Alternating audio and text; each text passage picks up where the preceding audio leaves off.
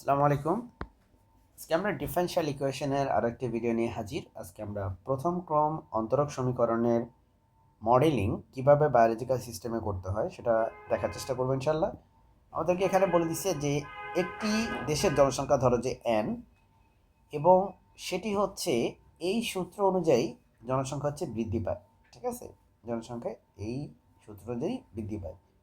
তারপর বলে দিচ্ছে কে একটা ধনাত্মক ধ্রুবক।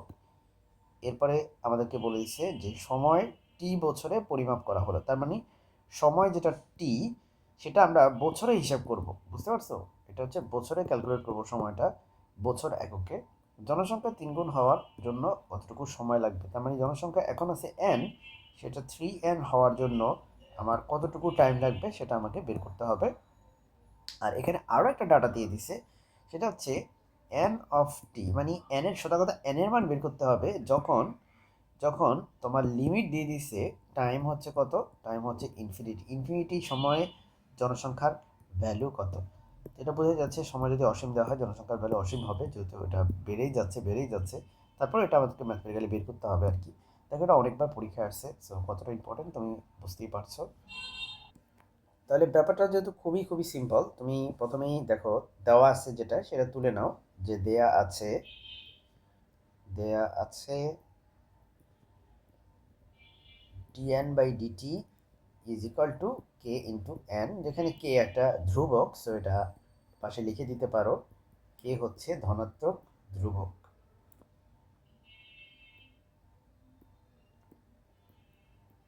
আচ্ছা ঠিক আছে, এবার আমরা হচ্ছে ভ্যারিয়েবল সেপারেশন করব, তার মানে এন গুলা এক পাশে, সো ডি এন এর নিচে এই পাশে রাইট সাইডে থাকা এন নিয়ে আসবা, আর কে এর সাথে এই ডিটিকে ওই পাশে নিয়ে মাল্টিপ্লাই করে দিবা। এবার ভাই আমরা ইন্টিগ্রেশন করব, ঠিক আছে? আমরা করব ইন্টিগ্রেশন। আচ্ছা এক সেকেন্ড।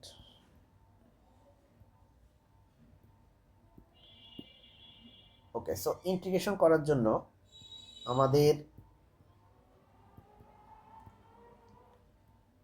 কে হচ্ছে ইন্টিগ্রেশনের বাইরে থাকবে, তাই না? কে কিন্তু ইন্টিগ্রেশনের বাইরে থাকবে। কেন বাইরে থাকবে? কারণ কে হচ্ছে ধ্রুবক, সো ধ্রুবকের বেলায় তারপরও ইন্টিগ্রেশন প্রয়োজন হয় না।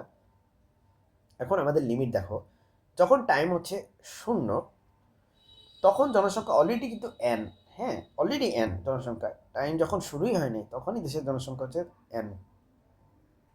তার মানে আমরা যখন টাইমটা হিসাব করা শুরু করছি আর কি, আমাদের ধরো ঘড়িটা চালু করছি, তখন অলরেডি জনসংখ্যার ভ্যালুটা আমরা দেখতে পাচ্ছি যে একটা নির্দিষ্ট সংখ্যক পরিমাণ জনসংখ্যা আছে। আমরা যখন এই মেজারমেন্টটা শুরু করলাম তখনই। এখন ভাই আমার জনসংখ্যা 3 গুণ হওয়ার জন্য কত সময় লাগে, দেখো এই এর মাঝখানে কিন্তু আর কোনো ডাটা দেওয়া নেই। হ্যাঁ, সরাসরি 3 গুণ হওয়ার জন্য কত সময় লাগে সেটা বের করতে বলছে। তো ভাই 3 গুণ হওয়ার জন্য কত সময় লাগে, দেখো জনসংখ্যা 3 গুণ হওয়ার জন্য আমি ধরে নিচ্ছি যে সময় লাগে টি, টি সময় তোমার জনসংখ্যা 3 গুণ হয়। তাহলে এই জিনিসটা তুমি ধরে নাও। হ্যাঁ, আমি কোথায় লিখবো, এই পাশে লিখি, ধরি ধরি জনসংখ্যা 3 গুণ হওয়ার জন্য সময় লাগে টি। জনসংখ্যা 3 গুণ হওয়ার জন্য 3 গুণ, আমি এখানে লিখছি দ্বিগুণ 3 গুণ হওয়ার জন্য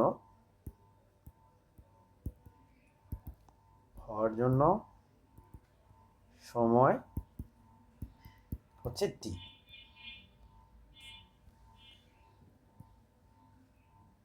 ওকে, সো আমরা এটাকে পুরোটাকে একটু সাইজে ছোট করে ফেলি। ওকে, এখন ভাই আমাদের ইন্টিগ্রেশন করার পালা। এই ইন্টিগ্রেশনটা পারো না এমন কেউ কি আসো? আমরা জানি যে নিশ্চয়ই এই ইন্টিগ্রেশনটা সবাই পারো, যে এটার ইন্টিগ্রেশনের ফর্মুলা হচ্ছে ln অফ এন।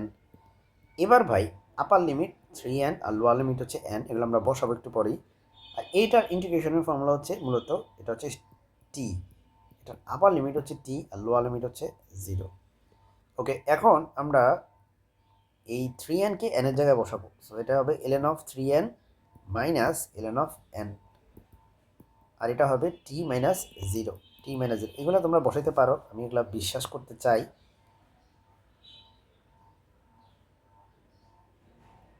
এখন আমরা হচ্ছে লগারিদমের সূত্র ইউজ করব। Log m minus log n হচ্ছে log m divided by n, ঠিক আছে? এই ফর্মুলা ইউজ করবো। আর এ পাশে আছে কে টি। ওয়েল, এই পর্যায়ে আমরা এখানে লিখতে পারি ln অফ 3 ইকুয়াল টু হচ্ছে কে টি। সেখান থেকে টি ইকুয়াল টু লিখতে পারি ln অফ 3 বাই কে। এটাই হচ্ছে মানে প্রথম পার্টের answer.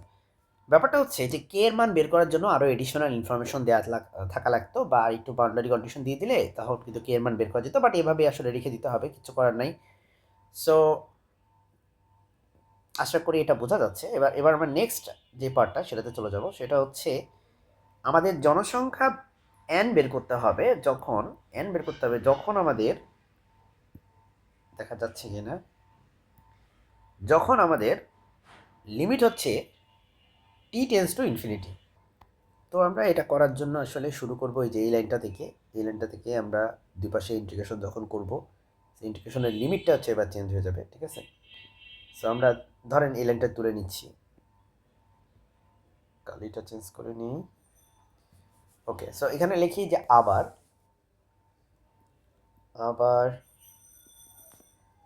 Integration of d n by n, আর এদিকে আছে কে ইন্টু ডি টি। ওকে, তো লিমিট দেখেন কত সহজে বসানো যায়। আমাদের আগেও দেখছিলাম যে যখন আমাদের সময় হচ্ছে শূন্য ছিল, আমাদের জনসংখ্যা ছিল হচ্ছে এন, সময় শূন্য, জনসংখ্যা এন। এখন আমাদের বলছে যে সময় হচ্ছে ইনফিনিটি, তাহলে জনসংখ্যা কত? তাহলে সময়ের জায়গায় আমরা ইনফিনিটি বসাবো, আর জনসংখ্যা আমরা এটা ধরে নেই এন ইনফিনিটি, মানে ইনফিনিটি সময় জনসংখ্যা হচ্ছে এন ইনফিনিটি। এই এন ইনফিনিটির মানই আমরা বের করবো। এন ইনফিনিটি কেন? কারণ এন অফ টি, তো এই টি এর জায়গায় আমরা ইনফিনিটি বসাইছি। তো এগুলো আমাদের চয়েস, আসলে কোনো ব্যাপার না। এটা যথারীতি আগের মতোই এখানে ইন্টিগ্রেশনটা হবে। যে আমরা জানি যে প্রথমে এই পার্টটার ইন্টিগ্রেশন করলে এটা হয়ে যায় হচ্ছে ln অফ এন, এটার আপার লিমিট লোয়ার লিমিট বসাই দিব আমরা একটু পরের লাইনেই। আর এ পাশে হবে হচ্ছে টি, সেটা হবে ইনফিনিটি, এখানে হবে 0। ওকে, সো এবারে ক্যালকুলেশনে আমরা যদি একটু সংক্ষেপ করি তাহলে এটা হবে T ln of N of infinity divided by N equal to, দেখেন এটা হচ্ছে K into infinity minus 0। Infinity থেকে যদি 0কে বাদ দেন এটা হবে কিন্তু ইনফিনিটি, তার সাথে কে গুণ করলে এই পাশটা পুরোটাই ইনফিনিটি হয়ে যায়। আর আমাদের এই পাশটায় আমাদের এখানে বের করতে হবে। আচ্ছা, আমরা লিখি এটাকে, আরেকবার লিখি, যেহেতু আমরা এন ইনফিনিটি বের করব। সো আমরা যেটা করতে পারি, এখানে আমরা এলএনকে লগারিদমিক ই ভিত্তিক লগে লিখতে পারি, কারণ এলএন মানেই আসলে ই ভিত্তিক লগ। এখান থেকে দেখেন, আপনারা জানেন যে যদি এরকম হয় যে লগারিদমের ভিত্তি হচ্ছে ই, তাহলে এক্সপোনেনশিয়াল যে ফাংশনটা সেটার ভিত্তিও কিন্তু ই হবে। আর এই ইনফিনিটি হচ্ছে এই জায়গায় আসবে, এটা হচ্ছে ইনফিনিটিতে যাবে, এভাবে সোয়াইপ করে, বুঝতে পারছেন? এটা এখানে আসবে আর এটা হচ্ছে এখানে চলে যাবে, এভাবে সোয়াইপ করে। সো ইনফিনিটি এখানে চলে আসবে আর এখানে হবে n infinity divided by n. খুব সহজে বের হয়ে গেল। আমরা জানি টু দি পাওয়ার ইনফিনিটি মানে ইনফিনিটি। সো এখানে হচ্ছে n of infinity divided by n. ইনফিনিটির সাথে এনকে গুণ করলে হয় ইনফিনিটি, সুতরাং n of infinity equal to হচ্ছে মূলত ইনফিনিটি।